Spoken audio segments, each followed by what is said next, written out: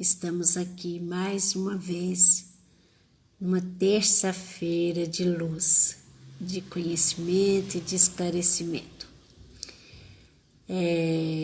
Então, nós estamos faltando um minutinho.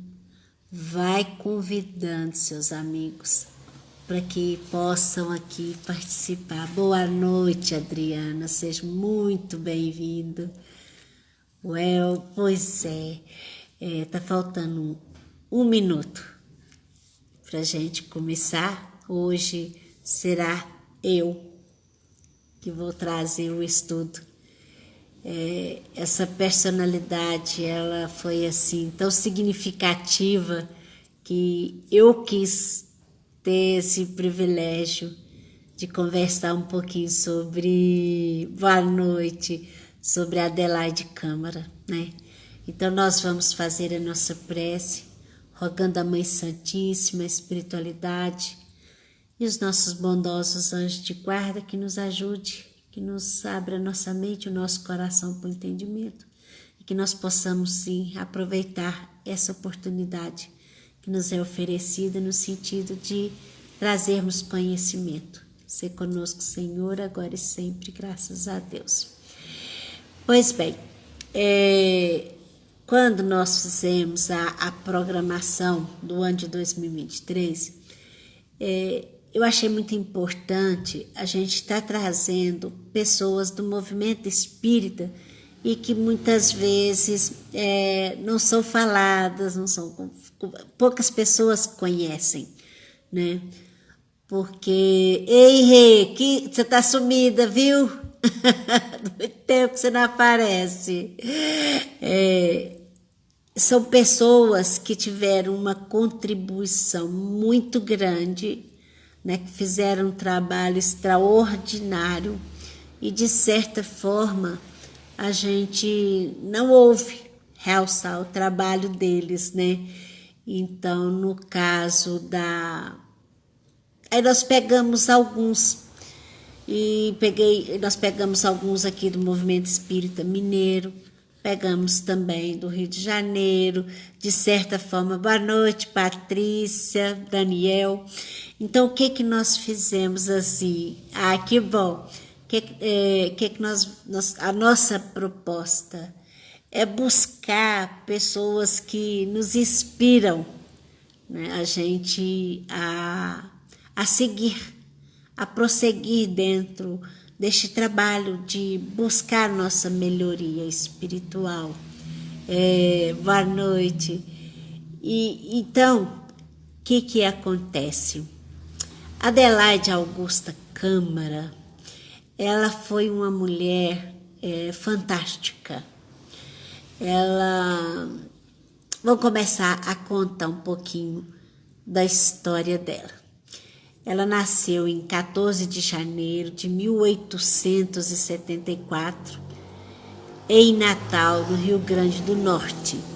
Ela foi médium, poetisa, conferencista, contista e educadora espírita.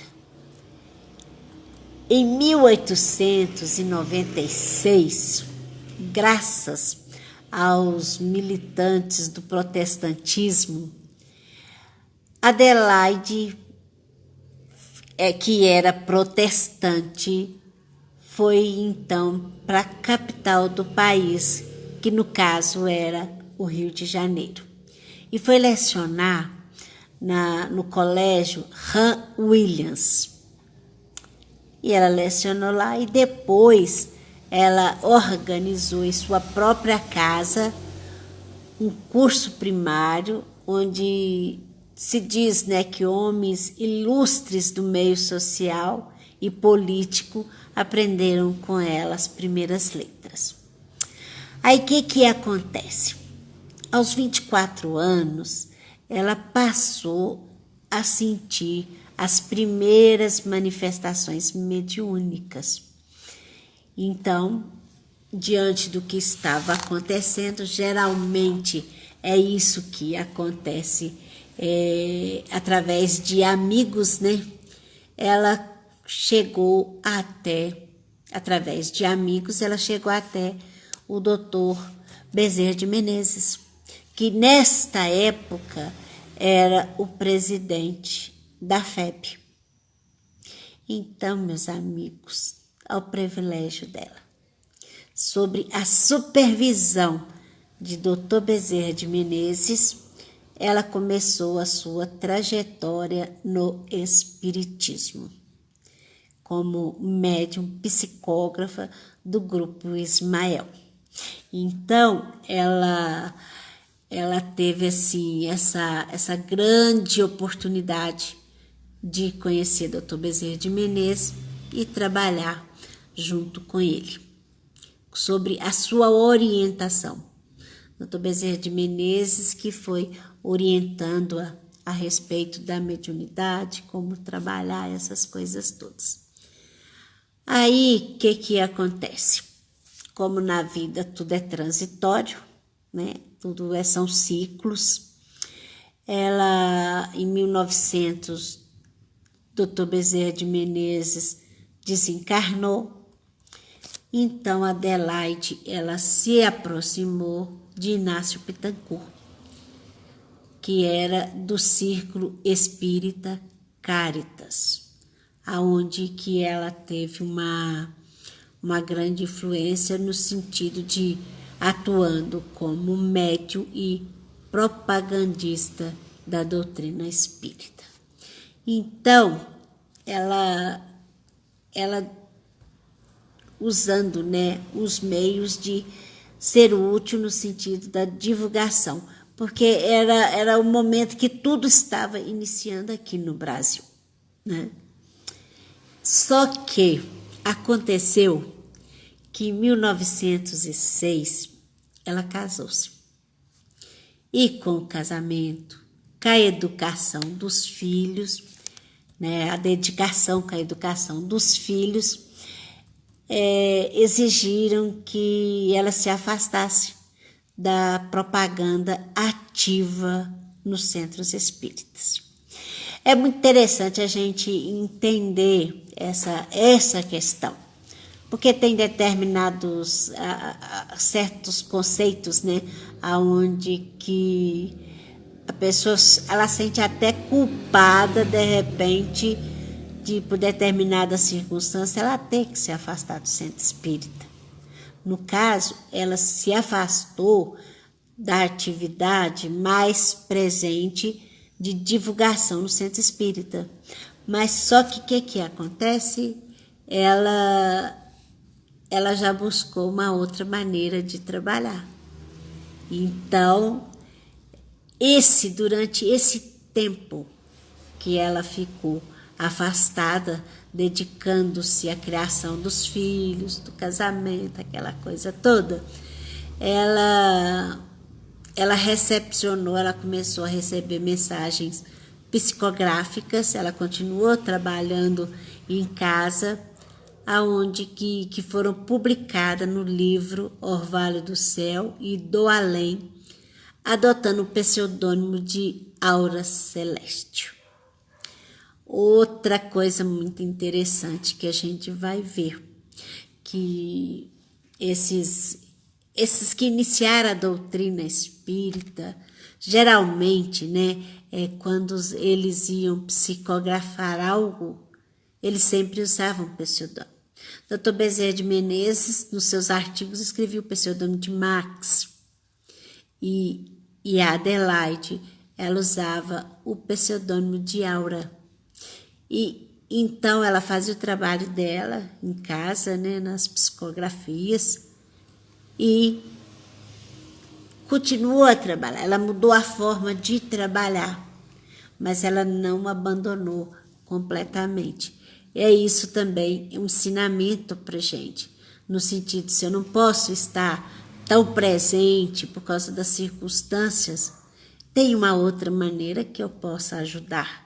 Sempre há algo que a gente possa fazer, no sentido, porque Emmanuel traz para nós, né, que a maior caridade que nós podemos fazer com esse ensinamento é a sua divulgação.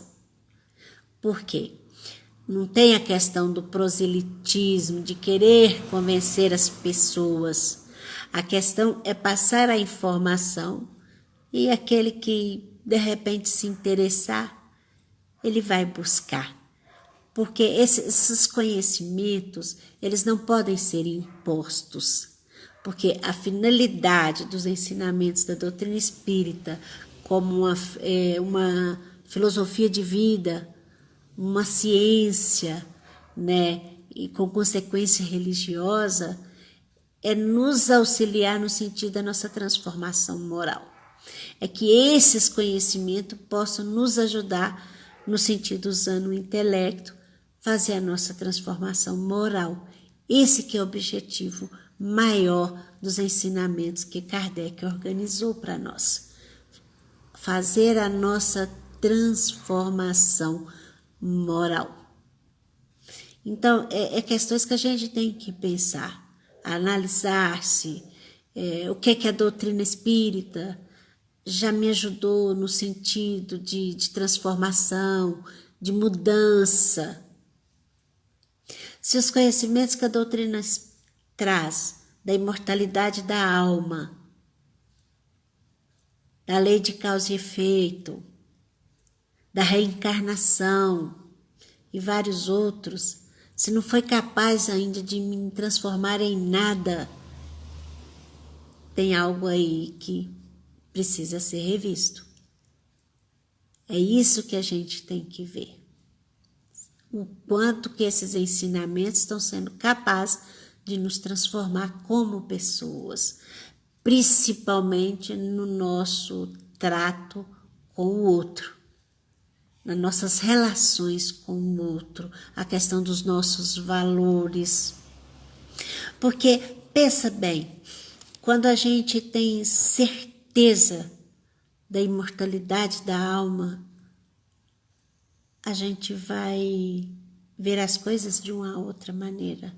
Quando nós temos certeza da questão da lei de causa e efeito, a gente vai pensar muitas vezes antes de agir. Talvez a gente não consiga segurar os nossos ímpetos, as nossas reações, mas a gente vai sim estar analisando e vendo, né? Aí o que ia acontecer? Ela continuou fazendo o trabalho, então ela, né, a Adelaide, ela mesmo como poetisa, contista, conferencista, ela deixou livros de sua própria lavras, todos assinados com seu pseudônimo. Tem um livro Palavras Espíritas, que são palestras, Vozes da Alma e Sentimentais, que são versos, Aspecto da Alma, que são contos, Rumo à Verdade e Luz do Alto, que são artigos doutrinários e poesias que ficaram ainda em revistas e jornais da época. Era muito comum essa questão, né, da publicação em jornais dessas poesias. A Ivone fez muito isso, né? A Adelaide também. Dr. Bezerra de Menezes escrevia para jornais. É muito interessante, né, o trabalho que cada um foi fazendo. Então, aí, como tudo é passageiro, em 1920, ela retornou. Olha só, em 1906 ela casou, foi cuidar dos filhos. Em 1920 ela retornou, ela ficou, bem dizer, 14 anos, né, cuidando da família. Em 1900, cuidando da família sem aquela atividade tão intensa dentro do centro espírita, igual ela fazia. Então, ela retornou. Em 1920, ela retornou suas atividades nos centros espíritas, na divulgação da doutrina e no trabalho mediúnico de cura. Tá vendo que interessante? Ela deu esse tempo, né, para os compromissos dela e voltou depois a trabalhar. E no caso, ela também é na divulgação da doutrina e no trabalho mediúnico de cura, aonde que ela trabalhava com o médico espiritual, Dr. Joaquim Murtinho. Então, olha só para vocês verem a questão da Adelaide Câmara. Além da mediunidade de incorporação ou de psicofonia, né? Porque isso aí também tem uns conceitos que ao longo dos tempos vai mudando. Mas, igual no caso, não se fala mais em incorporação, fala psicofonia, mas é aquela questão onde a incorporação é onde que o espírito manifesta através da fala, né? Então, psicofonia e incorporação, de certa forma, isso é só conceitos que foram estabelecidos, né? Ela tinha também a audição, vidência, psicografia, ela era médium curadora, era intuitiva. Então, olha só que tanto de faculdades mediúnicas que se manifestavam. E o muito interessante que, olha só, a diferença que existe, né, entre a psicografia e a intuição. Muitas vezes pode escrever através da intuição. A psicografia é mais objetiva, né? A intuição, ela vem, e a gente sabe que todos nós, de certa forma, temos a intuição. Todos nós temos essa faculdade da intuição. Em alguns são mais desenvolvidos, outros menos. Alguns estudos dizem que faz parte do nosso desenvolvimento. André Luiz, no livro Evolução em Dois Mundos, ele traz algumas coisas a respeito do desenvolvimento da intuição. Ele fala que é do início, a partir do momento que nós começamos, né, a evoluir, a evolução dentro desta matéria. Foi o primeiro que foi desenvolvida a intuição. E foi através da intuição que nós entramos em contato com o plano espiritual e tomamos consciência do plano espiritual. É mais ou menos isso. Aí, outra coisa que a Adelaide possuía, gente, era a extraordinária faculdade da bilocação. A bilocação, nós temos relatos do Eurípides Barçanufo, o Chico Xavier também tinha bilocação. É o que a gente, fora os santos, né? Que tem vários santos que tinham essa faculdade mediúnica de bilocação. É a questão que pode se chamar também bicorporeidade. Às vezes a gente vai encontrar em alguns livros escrito bicorporeidade, mas a bilocação é você estar em dois lugares ao mesmo tempo. No caso da Adelaide Câmara, o que aconteceu? Ela realizava curas em diferentes lugares do Brasil. Então, ela se transportava em desdobramento. E ela ficava visível, né? O perispírito dela, o corpo perispirítico, ele ficava visível àquelas pessoas que estavam recebendo o passe dela. Muito interessante, né? Como se diz, muita coisa bacana que vem nos despertar para essas verdades espirituais. Então, ela tinha aquele trabalho de cura que ela desenvolvia, né, com esse médico espiritual, Dr. Joaquim Murtinho, e ela ia em desdobramento dar o passe nos pacientes. E tem relatos, né, que em comprovando isso em Juiz de Fora e em Corumbá, aonde que os pacientes que ela estava dando passe, viu ela lá dando passe neles. É muito interessante, fantástico essa questão da mediunidade, né? Eu não conheço nenhum médium, diz que é uma faculdade rara, né? Nos nossos dias de hoje, eu não conheço nenhum relato, nenhum caso de médium de bicorporeidade, né? Voltando a explicar para aqueles que não são da doutrina espírita, a bicorporeidade é a faculdade mediúnica aonde que o espírito encarnado, ele se manifesta em 2 lugares, ele pode estar em 2 lugares, né? Então, no caso dela, foi relatado esse acontecimento nessas 2 cidades, em Juiz de Fora e Corumbá. Eurípides Barçanufo tem várias histórias dele, a questão da bicorporeidade, dele estar aos 2 lugares. E a gente vai ver que cada médium tem o seu processo, né? É muito interessante a gente absorver esse ensinamento. A mediunidade é como se fosse a nossa impressão digital.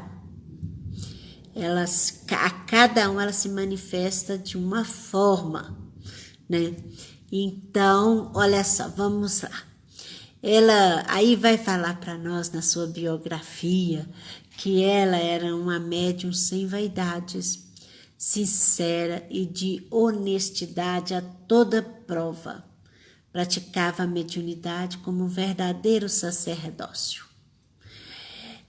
Isso aí também é outra coisa, porque quando fala da vaidade, ela com todas essas faculdades mediúnicas, né, assim, extraordinárias, era assim um pouco meio complicado, né? Porque ao longo da história nós vamos ver outros também que tinham uma mediunidade assim extraordinária. Tem o Daniel Douglas Home, que tinha uma mediunidade também sensacional, que foi contemporâneo de Kardec, foi da época de Kardec. Nós vamos ter também aqui no Brasil, na década de 10, tinha um homem, né, que, nossa, o nome dele aqui agora fugiu. Ele tinha depois eu vou lembrar o nome dele. Ele tinha uma faculdade mediúnica também, assim, fantástica, só que ele não era espírita e ele usava a mediunidade dele fazendo show, né? Então, tanto é que o desencarne dele aconteceu porque ele, dentro daquelas faculdades mediúnicas que ele tinha de ultrapassar, ele levantava até carro com a mente, esse médium. Nossa, o nome dele fugiu da minha cabeça aqui. Falando as coisas esquisitas dos outros, né? Porque no caso o desencarne dele foi que ele foi tentar passar por um carro, né? E não conseguiu e acabou sendo atropelado. Também um ensinamento, né? Que a faculdade mediúnica, ela pode sim se transformar. Você não tem a questão da certeza de tudo. Então, por isso que a gente não pode comercializar, porque a gente não sabe se vai ter êxito ou não, né? Então, essa questão da vaidade é algo assim que é a perdição de muitos médiuns. Essa vaidade, assim, é no sentido de se achar melhor do que todo mundo, é achar que não precisa aprender nada, é a vaidade na autossuficiência. Para vocês verem, ela era uma mulher com uma grande cultura, com grande conhecimento, uma grande capacidade intelectual. Ela recebeu os ensinamentos. Dr. Bezerra de Menezes passou o conhecimento para ela, orientou a forma dela trabalhar com mediunidade e mesmo assim, ela sempre buscou alguém para ajudá-la, para caminhar junto. No caso, o Inácio Bittencourt. Essa questão da autossuficiência é muito complicado, porque sempre bem-vinda. Essa questão da autossuficiência, ela pode nos levar por caminhos muito tristes. Por quê? Nós ainda não estamos prontos. A grandeza é só de Deus. Então nós sempre vamos precisar estarmos juntos nesse trabalho da mediunidade. Então, ela não tinha vaidade com todas essas faculdades mediúnicas que ela tinha. Ela não se considerava o top da galáxia. E no campo da mediunidade, igual eu sei que a casa, né, Jesus Amigo, tá fazendo um trabalho muito bacana a respeito de orientação na parte mediúnica. Mediunidade é algo muito sério. Nós não podemos brincar com mediunidade, porque nós vamos estar mexendo, lidando com energias muito grandes e às vezes, sem o conhecimento, ela pode sim nos prejudicar pela falta de conhecimento. Então, essa questão, né? A gente tem que, como médium, sempre achar que a gente tem que aprender, a gente tem que estudar, a gente tem que estar exercitando todo dia no nosso coração o desejo de sermos pessoas melhores. Então, no caso, essa questão da honestidade é toda prova. É a honestidade principalmente com a gente mesmo. Porque a questão da honestidade, a gente primeiro tem que buscar com a gente. E com os nossos sentimentos, com os nossos interesses, sermos honestos com a gente. E com aquele propósito que a gente está buscando, né? Ser fiel àquilo que nós estamos buscando. Então, essa questão dela praticava a mediunidade como sacerdócio é a questão da orientação de Kardec, que ele fala que a mediunidade tem que ser vivida santamente. Ela tem que ser algo que nós temos que cuidar muito carinho, porque a gente pode ser mensageiro de bênção e também mensageiro de maldição com essas forças, se a gente não souber direcioná-las da melhor maneira possível. Então, quando Kardec fez o livro dos médiuns, ele quis trazer essa consciência de tão valoroso é a questão da mediunidade, de tão sagrada é a mediunidade, né? É um instrumento para a nossa evolução e instrumento também de ajuda mútua. Essa que é a questão. Então, olha só, e sabe o que fala na biografia dela? Ela era dotada, né, a Adelaide Câmara, ela era dotada de uma sólida cultura e teria, se quisesse, conquistado fama no mundo das letras. Olha a capacidade dessa mulher. Se ela quisesse, ela teria alcançado fama no mundo das letras.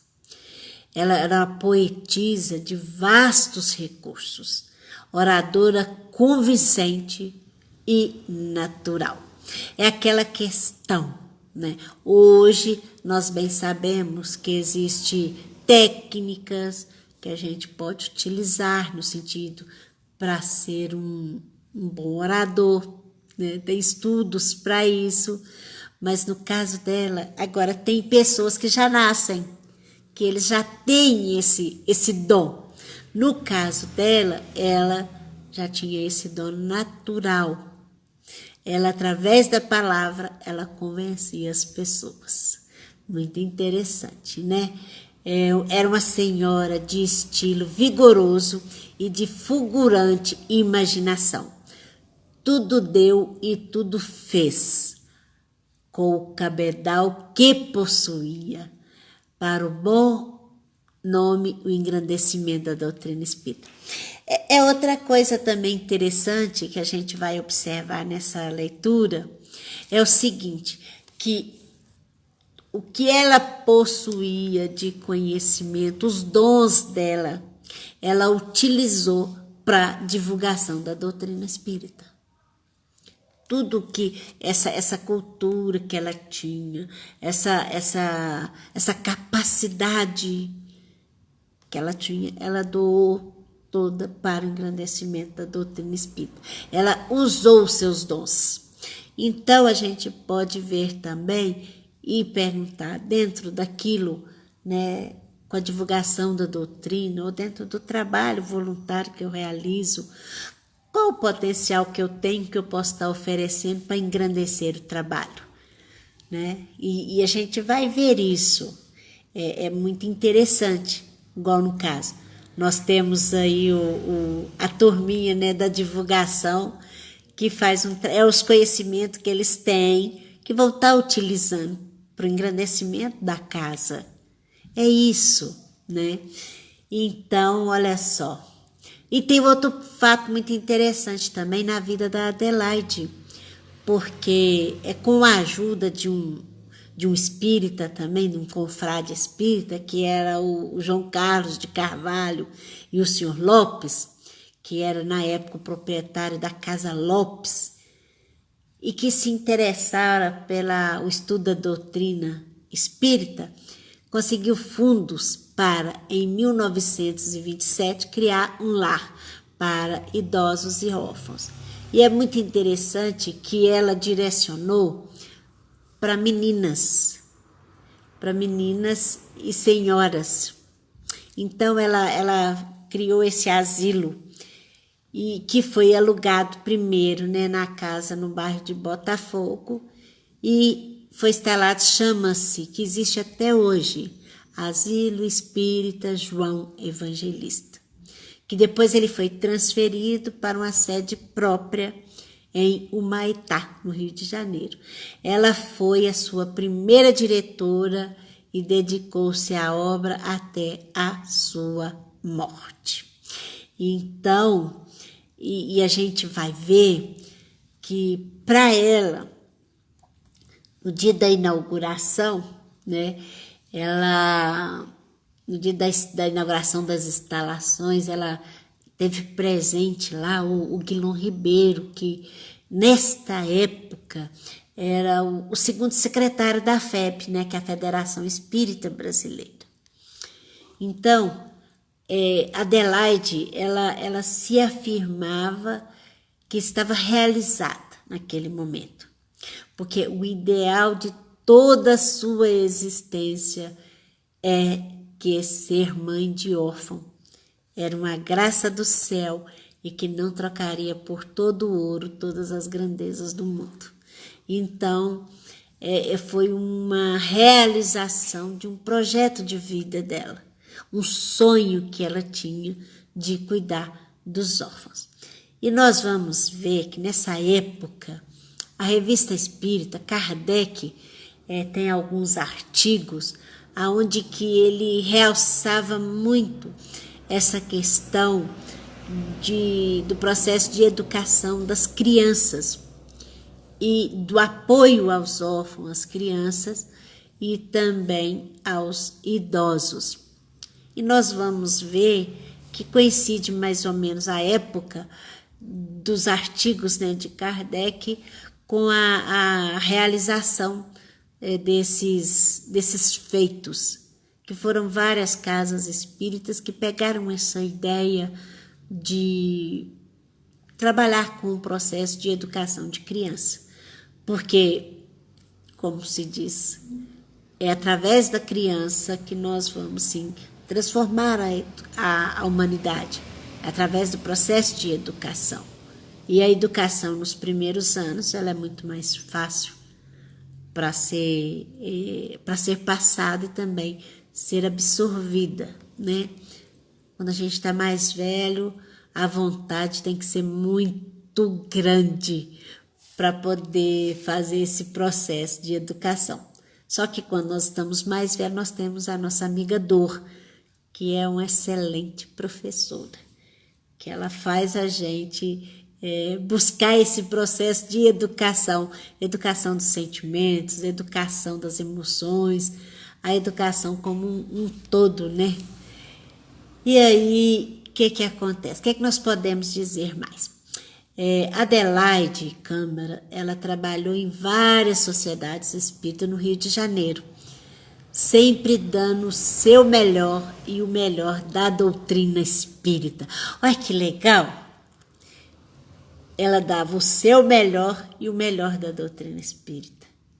Então, é essa questão do conhecimento espírita. Eu tô dando a melhor parte da doutrina espírita, né? Eu estou dando a melhor parte? É uma pergunta que a gente tem que fazer. A sua vida inteira foi de doação, de sacrifício e dedicação a Jesus e o próximo. Isso aqui é outra coisa também que a gente, essa questão, né, do sacrifício, dedicação, é algo, né, abnegação, renúncia. Às vezes a gente não quer abrir mão de certas coisas. A gente quer fazer as coisas do nosso jeito. Mas tem determinadas coisas que requer dedicação, abnegação, comprometimento. Então, meninos e meninas, eu observo, né, que tem muitos jovens que estão se iniciando nessa questão da mediunidade. Mediunidade é estilo de vida. Mediunidade tem que ter comprometimento. Ninguém é obrigado a trabalhar com mediunidade. Mas a partir do momento que você decide, você tem que ser diferente. Exige renúncia, exige dedicação, exige devotamento. Não é a questão íntima com aquele compromisso. É isso que, quando nós falamos de renúncia, é a questão do compromisso íntimo, né? Então, esse compromisso com Jesus e com o próximo é só um espírito, são poucos espíritos que têm essa renúncia, essa coragem, né, de realizar algo assim, de renunciar tanto a si para poder servir. Não é fácil, mas não é impossível, né?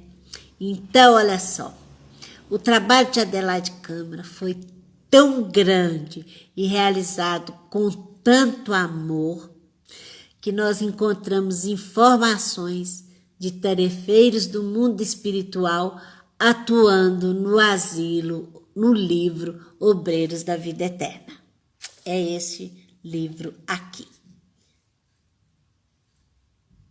Para vocês verem o comprometimento dela. Então, nós vamos ver, olha só para você ver, é o capítulo 18. O livro Obreiros da Vida Eterna, deixa eu mostrar para vocês. É um livro onde faz parte daquela série do André Luiz, falando do mundo espiritual. Por quê? Vamos fazer esse parêntese aqui. Kardec, ele trouxe a questão dos 5 livros, o Livro dos Espíritos, a Gênesis, Céu e Inferno. Ele fez a base toda da doutrina espírita, né? Essa filosofia. Mas a questão da vivência no mundo espiritual, quem trouxe para nós foi André Luiz, através da psicografia de Chico Xavier. Foi Chico Xavier que começou, através da sua psicografia, nos relatar como é que era o mundo espiritual. Porque sobre o mundo espiritual nós vamos encontrar algumas coisas lá no livro Céu e Inferno, que ano passado estudaram bastante, né? Vai trazer algumas coisas, mas da condição espiritual da pessoa. Lá, como que é o desencarne, como que é recebido, o estilo de vida, como que era o desencarne. O livro Céu e Inferno é mais dentro desse contexto. Então, Kardec traz as teorias que nós tínhamos, apresenta as refutações e traz o conhecimento da doutrina, e depois ele vai trazendo exemplos, né? Então, o mundo, esse livro, Obreiros da Vida Eterna, André Luiz vai falar sobre o desencarne e traz vários casos de desencarne. E o caso aqui a gente vai encontrar aquele desencarne quando a pessoa está presa a alguma situação. Nós vamos encontrar o desencarne quando o apego da família é muito grande. É um livro muito interessante, porque o instrutor dele é Jerônimo, que é um instrutor nesse livro. E tem aqueles desprendimentos mais difíceis. É um livro muito interessante para a gente compreender como que funciona o desencarne, como que é o processo, como que a espiritualidade amiga, ela está ali do nosso lado, nos ajudando a todo momento. Nós temos, né? É como se diz, nós já desencarnamos tantas vezes, então não era para a gente ter medo, mas o instinto, a matéria, ela fala mais forte, o apego fala mais forte. Então, é essa questão da gente, a gente está se preparando, a gente está se preparando para este momento. E esse livro, esse livro aqui, ele traz para nós exemplos para a gente ver mais ou menos como é que as coisas funcionam, né? E no caso dele aqui, é o título do capítulo 19. O título é A Serva Fiel. E esse livro vai contar como que foi o desencarne de Adelaide Augusta Câmara. Neste livro aqui. Então, nós vamos ver que esses casos aqui, todos são reais. Não são fantasias. Nós conseguimos identificar que está de maneira muito clara, o nome dela, Adelaide, né? Porque André Luiz, às vezes, trocava os nomes para a gente não saber quem era o encarnado. Igual no caso, naquele livro, Entre o Céu e a Terra, é uma história real. É uma história real, mas só que eles trocam os nomes, às vezes troca a cidade. Por quê? Por ainda ter parentes, ter famílias, para não gerar um constrangimento, entendeu? Mas aqui no caso da Adelaide, eles ainda prevaleceram com o nome dela e relata tudo direitinho, sem querer nos enganar de quem é. Isso é que eu achei legal, porque fala do asilo, fala de tudo aqui, né? Para vocês verem o tamanho e a grandeza da obra que essa mulher realizou, né? E fora o tanto de ensinamentos que vem através do Chico Xavier com o pseudônimo de Alta Celeste. poesias lindas que vinham, né? Porque o Chico hoje já não está entre nós, né? E aí a gente vai ver que acontece. Eles vão mostrando o processo do desencarne dela. Ela já estava doente, já estava assim no seu momento. E tem uma parte aqui no capítulo, na página 367, que Adelaide fala assim: não desejo dificultar o serviço de meus benfeitores. Olha a preocupação dela. Porque quando nós vamos desencarnar, nós temos os espíritos responsáveis para fazer o desligamento. Por quê? O nosso perispírito, ele está ligado a célula. E tem os centros de forças. Então, para o desencarne natural, ele vai sendo desligado de pouco a pouco, né? Então, a preocupação de Adelaide era não dificultar esse momento. Então, ela fala assim, ó, e por isso estimaria conservar boa forma espiritual no supremo instante do corpo. Então, ela estava querendo estar bem na hora do desencarne. Essa que era a verdade. E aí a irmã Zenóbia vira para ela e fala assim: ora, Adelaide, morrer é muito mais fácil do que nascer. Para organizar na maioria das circunstâncias são precisos geralmente infinitos cuidados. Para desorganizar, contudo, basta por vezes um leve empurrão. Em ocasiões como essa, a resolução é quase tudo. Ajude a você mesmo, libertando a mente dos elos que a imantam a pessoas, acontecimentos, coisas e situações da vida terrena. Não se detenha quando for chamada, não olhe para trás. Então, aqui nós vamos ver que o que nos prende,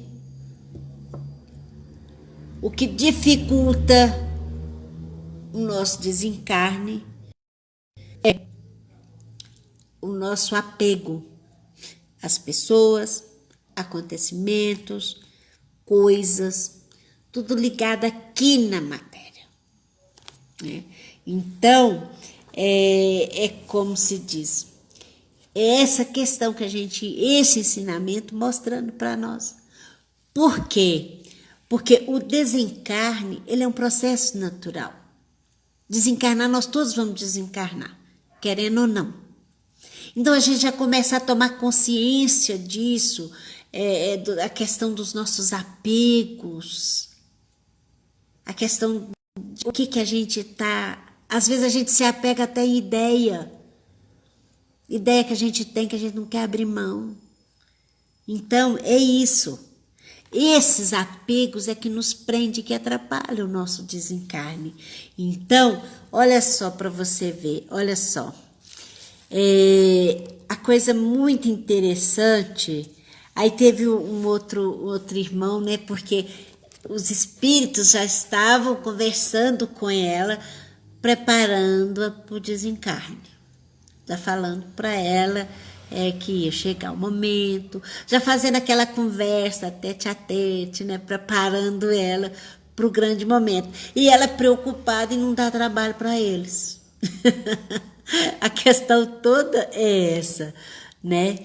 E tem um que vale, olha só, olha só o que ele fala, ó.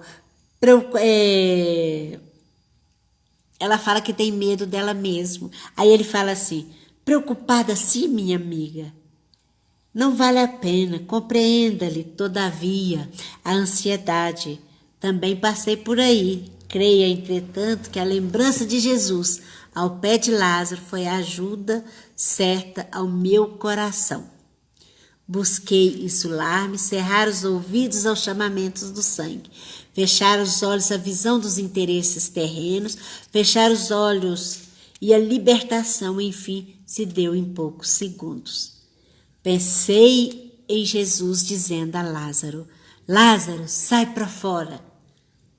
É a mesma coisa, né? E aí, nessa conversa, ela vai lhe preparando aquela coisa toda. Só que tinha um outro detalhe mais terrível que era. Sabe o que que era?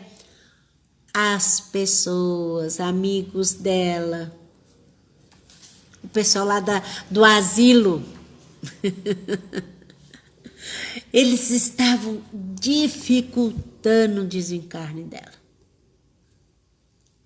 Os próximos dela, preocupados no seguinte aspecto: como é que vai ser quando ela desencarnar? Como é que vai dar seguimento? Que não sei o que lá mais.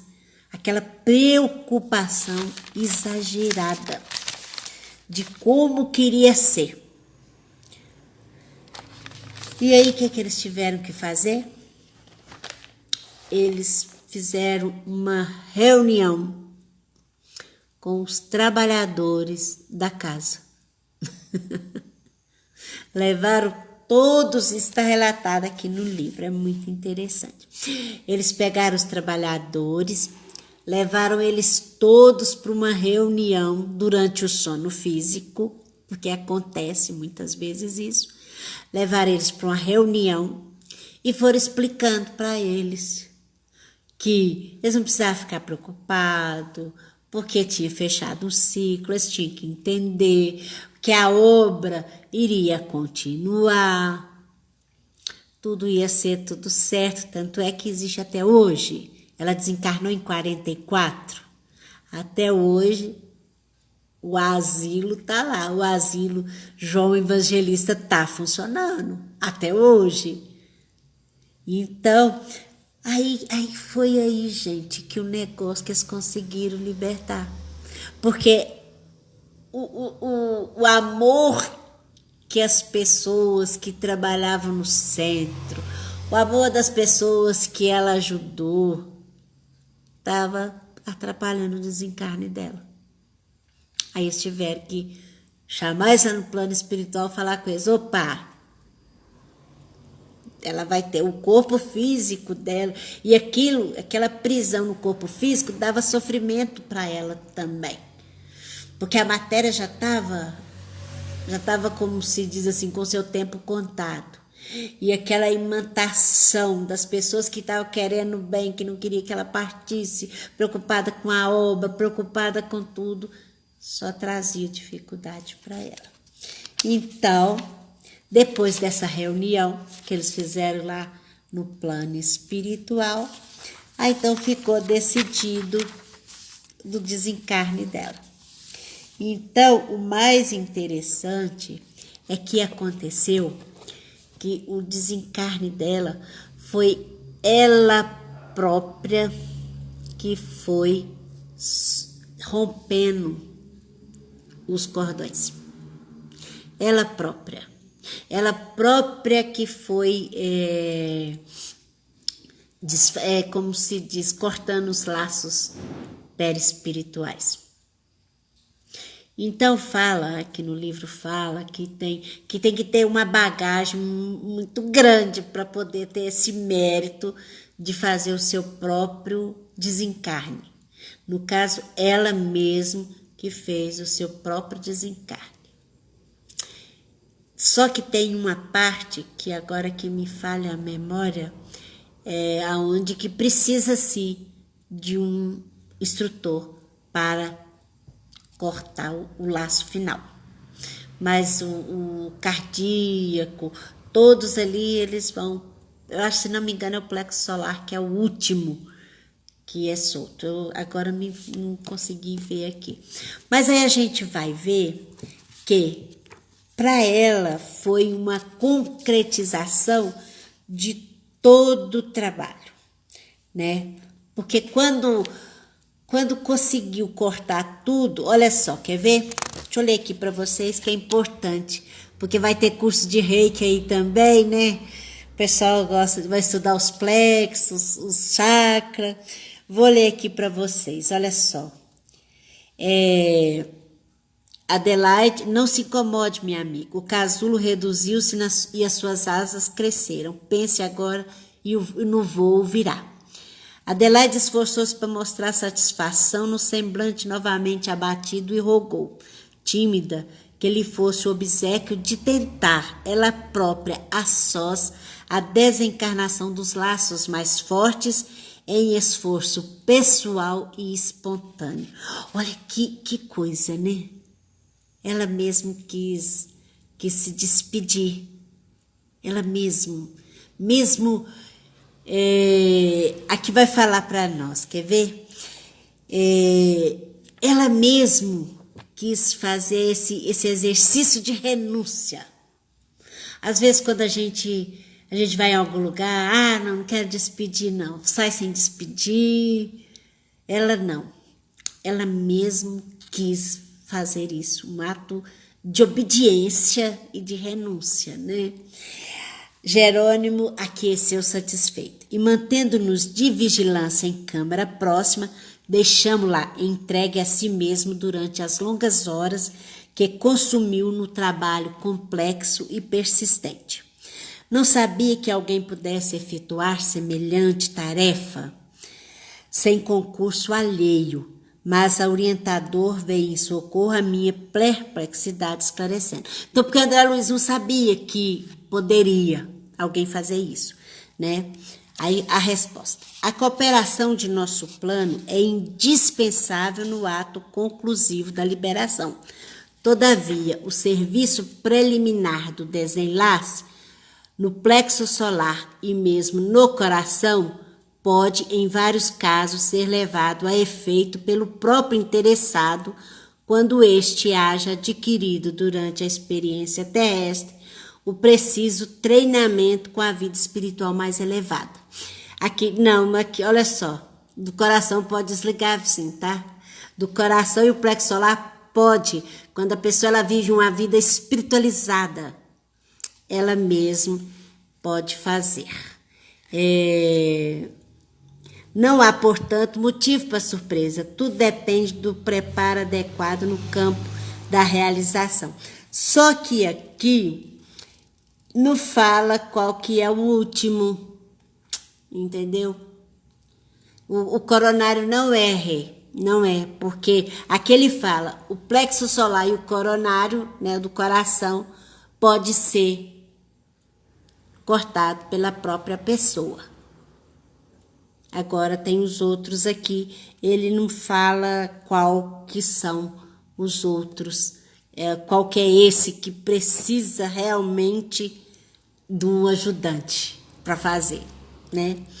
Então, gente, e aí assim, a Adelaide Augusta Câmara desencarna e contribui bastante com o Chico Xavier, através da psicografia, né? E assim, eu creio que a vida dela trouxe muitos ensinamentos para nós. Trouxe ensinamento a questão da dedicação, a questão dela usar os recursos que ela tinha de dom, de conhecimento em benefício da doutrina. Nos ensina a questão daquele momento onde que a gente tem que dar um tempo para se dedicar às outras tarefas, né? Igual no caso, ela se dedicou aos filhos, na educação dos filhos, ela parou esse tempo de estar assim tão envolvida no centro espírita. Tem aquele momento também do apego às obras, apego das pessoas, colocando ela como centro de tudo, essa centralização que todos colocavam em torno dela, isso aí estava dificultando o desencarne dela, porque eles achavam que se ela morresse, nada ia funcionar, né? Então, foi uma mulher fantástica que contribuiu bastante para a doutrina espírita e que vale a pena a gente conhecer. Muito obrigado. Hoje eu vi que teve muitas mulheres aqui. Isso é bom para a gente poder reconhecer o nosso valor dentro também, né, da doutrina espírita. Porque sempre fala dos homens que trabalharam na doutrina espírita e fala pouco das mulheres. Mas tiveram... mas aqui no livro, André Luiz fala, né, que o plexo solar e o coronário pode ser desligado pela própria pessoa, mas que existe um que precisa do outro desligar. É uma coisa para a gente pesquisar, né? Vou ver se eu acho alguma coisa sobre esse aspecto. Que aqui ele deixa claro que esses dois aí, a própria pessoa, por uma vida espiritualizada, ela mesma pode desligar, né? Mas, e assim, que nós como mulheres, né, que possamos... Mas, gente, é uma coisa para pesquisar, viu, Rê? Nas obras de André Luiz, né, onde que ele traz sobre isso. Eu vou procurar, ver se eu acho. Consultar os universitários. A questão, depois eu vou ler de novo se é questão de entendimento meu também. A questão é nós como mulheres, né, a gente vê como é que a gente pode estar fazendo a nossa contribuição, porque nós temos muito que oferecer também, né? Dentro das nossas possibilidades, dentro do nosso entendimento. E os recursos que nós tivermos de facilidades, né? A gente está oferecendo para que essa verdade da vida imortal, ela prevaleça entre todos nós. Porque quando toda a humanidade acreditar na imortalidade da alma, eu tenho certeza que o mundo vai ser muito diferente mesmo, né? Então, até semana que vem, se Deus quiser. Muito obrigada a todas vocês.